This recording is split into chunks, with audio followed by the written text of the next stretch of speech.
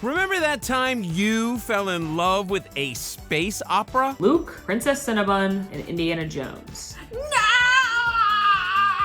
Jabba the Hutt, you want to go on this glass bottom boat tour? The glow up for Rex is real.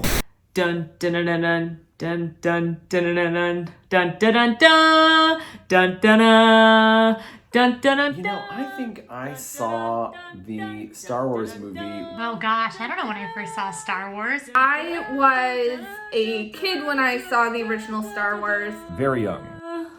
I know this is the wrong trilogy. Wait, was I singing Indiana Jones the whole time?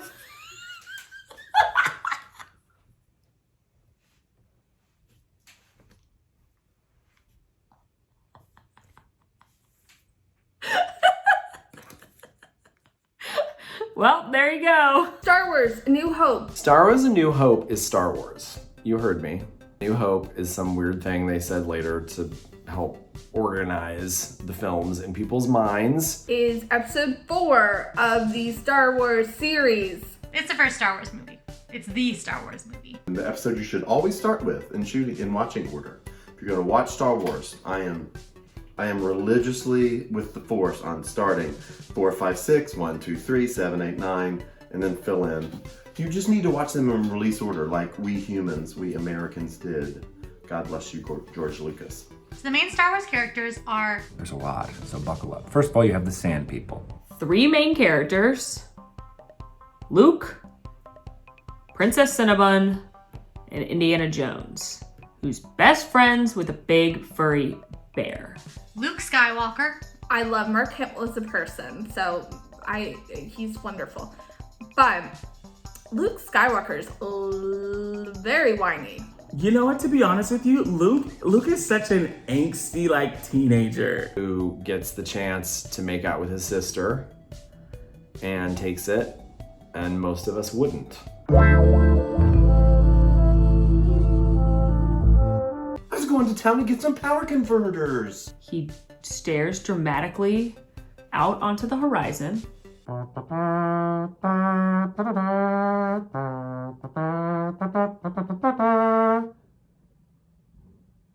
Then there's Princess Leia, who is played by Carrie Fisher, so she's fantastic. Is there anything not iconic about her? This movie came out in 1977, and she is a kick-butt lady. She is sassy. I love a good sassy role model. She is not scared of anything. She's keeping up with the boys. And you didn't see a lot of that in the 70s. You don't even see it that much now. But it was yes, this is a princess that we can all be here for. And she's standing her own, and she's ruling her people, and she's rebelling against the bad guys. And I am here for it. And she is rocking the heck out of that Cinnabon hairdo. With not nearly enough screen time in A New Hope. Han Solo, who is a smuggler, kind of a rough and tumble fella, played by Harrison Ford, so he's fantastic. I like Han. I like that sort of anti-hero vibe I get from him. Han is the man. What would they have done without Harrison Ford? Han Solo is the man. He's cocky. He's adorable. He's tough. He's a scoundrel, but you love him. He's that guy you just hate to love. It's like Indiana Jones in space. How do you not love that? I mean, heart eyes. Just literal ad effects here. Heart eyes, heart eyes, heart eyes. That's how I feel about Han Solo. He's amazing. He's best friends with a Wookiee, Chewbacca, who's also amazing. Now, Princess Cinnabon has been captured by Space Mufasa's white goons. She's obtained these plans for the Death Star, which is this giant planet that blows up other planets. It's like a mechanical weapon planet. Achilles, he had his heel. The Death Star had that little nook. Who was the engineer they hired? Right? Who was the space engineer? I presume that's the job title. I didn't look on LinkedIn. It did feel like it was a scooch too easy to destroy this massive spaceship. The whole thing about the Empire is they're super bureaucratic.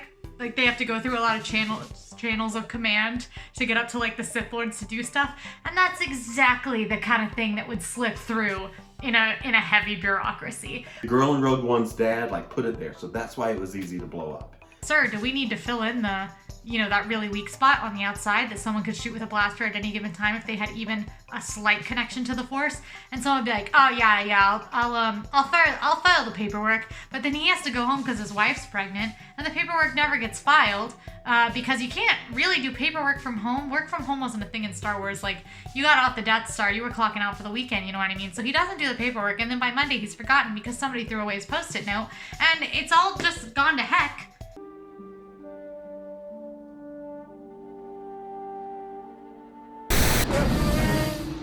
I think we're in trouble.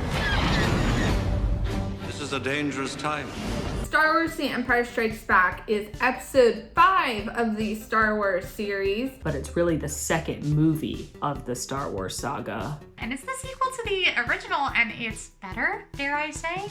It kicks off on the ice planet of Hoth. You look at Hoth, it is cold because it is an ice planet. Luke's out riding his snow kangaroo. Anybody who calls this thing a snow kangaroo is a fool. It is a tauntaun. He's captured by Bumbles, the abominable snowman from the claymation films. And the Yeti from the Matterhorn put Luke Skywalker upside down and he was bleeding And Han has to look for him and he finds him. And so he cuts open a tauntaun and he's like, Luke, get in here.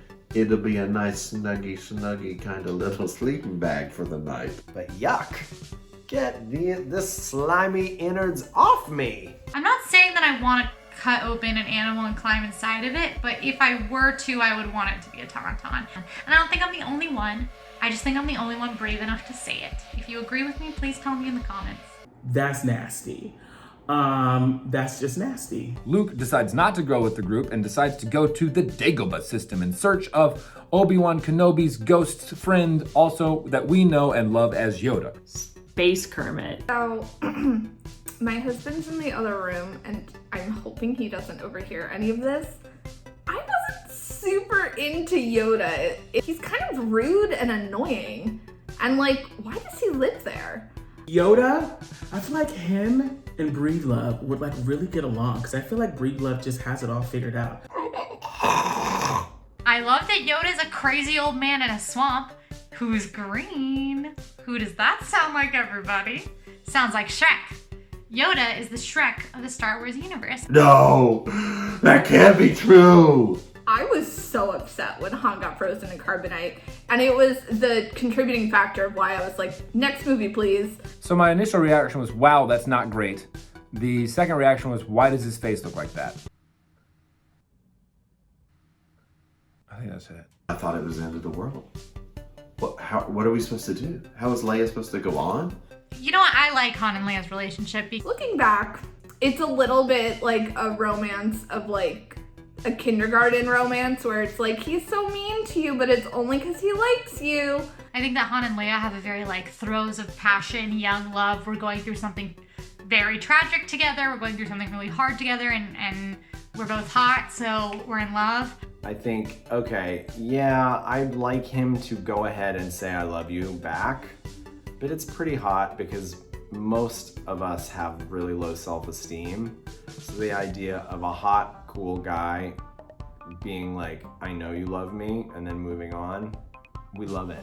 Luke and Leia's kiss is rough. George Lucas, excuse me, sir. You knew they were going to be siblings. I don't like it. Yeah, I don't like that. Nope. You know, the planet was okay and the resistance won, so. But yeah, it does make you a little sweaty. Is probably almost as bad as Cersei and Jaime in Game of Thrones. I'll go that far.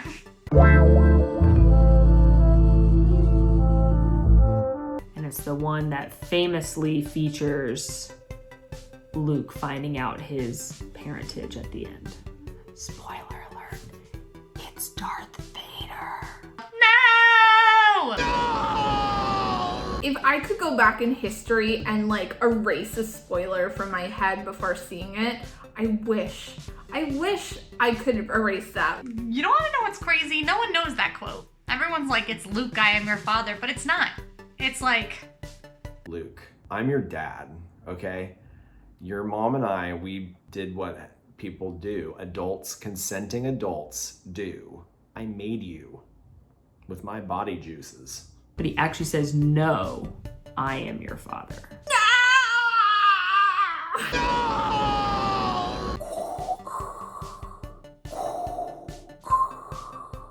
It's almost like he was doing like an evil Lamaze. You know Lamaze, where they do that? He kind of slowed it down and made it real dark.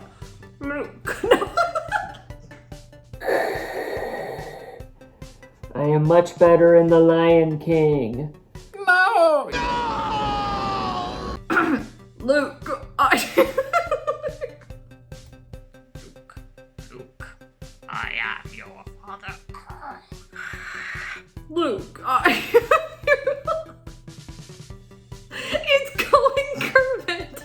I don't know why, but it's leaning Kermit. When does Princess Leia get time with her dad? Leia, I am proud of the woman you've become. You are something else.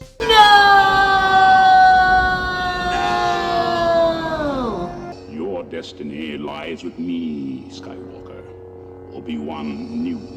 Together again, huh? Wouldn't miss it. How are we doing? Same as always. That bad, huh? Star Wars Return of the Jedi is the third film in the original trilogy, Star Wars Episode 6. And it is the finale of the Star Wars trilogy, or so you think, because we're gonna have 6 more movies and a bunch of TV shows and spin-off movies and theme park lands when we're done. Star Wars Return of the Jedi starts on the planet of Tatooine, where C-3PO and R2-D2 were sent as gifts to Jabba the Hutt. Jabba the Hutt is a great villain. That is a great design for a villain. It's wonderful that he speaks in another language, so he's all like, blah, blah, and his tongue is like, What bothers me the most about Jabba the Hutt is he licks things and people. Let's talk about what he did to Leia, though. I don't like gold bikini Leia, although it is a look. Even as a kid, I was side-eyeing George Lucas for that choice. Why is she wearing this outfit? Why is she in chains by this gross, fat, slimy... I know that any straight men are going to say differently. She came to slay. I think the underside of Jabba the Hutt. I'm so mad that I just got asked what the underside of Jabba the Hutt looks like. ooh, I don't want to think about that. I bet it is crusty and brown. I don't think that's Jabba's fault necessarily. I think it's probably hard to clean down there. A nice soak at least once a week, some Axe body spray, and you're good to go, Jabba. I believe in you. It's gotta be sweaty. You know when someone's been sitting in a seat for a long time, they get up. Although, wouldn't it be funny if he just had a bunch of little feet under there? I doubt there's been one time in his life where someone's been like, Jabba the Hutt, you want to go on this glass bottom boat tour? Why did you ask me? Very exciting. This one, for me, as a child in the 80s, this is the Ewok movie, right? The teddy bears. It's like Teddy Rumpskin, but alive. There are not cuter Star Wars creatures than Ewoks. I want to just like cuddle puddle with the Ewoks. I'm not saying that I want to cut open an animal and climb inside of it, but The cutest Star Wars creature is Han Solo. Adorable. Ewoks. Super adorable. And fierce warriors. But the little baby's like, that Ewok, that's definitely, I'll say it, that's the cutest Star Wars creature. Baby Ewok, that one is it. Winner. If I were to live on any Star Wars planet, Whichever one has Wi-Fi. I would live on Endor with the Ewoks. 100% Endor. Can't you see like House Hunters Endor on HGTV? Like, I would see that and be like, I'm going there. Also, isn't that when Bubble Fat shows up for the first time? Oh my god. Why are people so obsessed with him? But is it that he has a jetpack? Is that what's exciting about Boba Fett? His really cool helmet. I think is probably exciting because he was debuted in the Star Wars Christmas special. Wait a minute, is that guy from the Christmas special we all watched and universally loved? and became the ultimate Christmas classic instantly. Eventually, he has a child who I believe is named Jingle Fat. Yeah. And he's definitely quite the adversary for the crew, the Force crew, Luke and the boys, the guardians of the Star Wars. Best part of Jedi, of course, is the end, when we get to see this much of Darth Vader's like bald, I haven't seen the sun for 43 years face. I think he looked like what a baby looks like right after it's born. Is Darth Vader a baby? Did they put him in that mask and suit to preserve him to be baby-like placenta man? Didn't love the de-helmeting because it's very confusing for your brain when you think it's James Earl Jones and it's not James Earl Jones, and you're like, that's not Darth Vader. I got like weirdly emotional when he went back to the good side or whatever. They're fighting in front of the Emperor, and the Emperor, he strikes Luke, and then Luke is dying, and Darth Vader's like, oh no, you didn't, that's my son, and nobody lays a finger on my son but me, or cuts off a finger but me.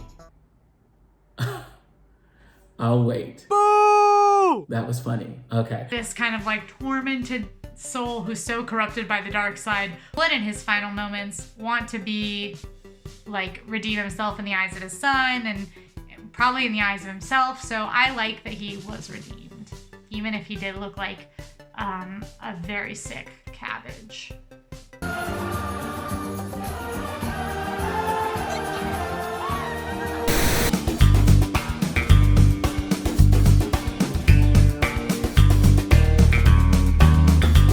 Star Tours is a simulator attraction at Disney's Hollywood Studios, previously Disney's MGM Studios, where you board a star tour through the stars and things go awry and you end up seeing some things from Star Wars. And I'm thinking, I didn't sign up for this. I just wanted to tour the galaxy. So I'm getting a refund once this is over. When Star Tours came out, there wasn't really anything like that. Basically, Imagineers went and bought actual technology used at NASA to simulate space flight. We want a simulator, and we want to really make people feel carsick and blow their minds. What it felt like was we are going to put a lot of people in a shoebox and shake them around while they watch a movie. So the original Star Tours was actually pretty one-dimensional, right? You had the same show over and over and over again. but now there's different sequences, there's different beginning, middles, and ends, and they like jumble them up all randomly, so you don't actually really ever know what adventure you're gonna go on. Except I always get the Jar Jar Binks scene. Why? What did I do to deserve this? Which is nice, and it made the re-ride value significantly higher.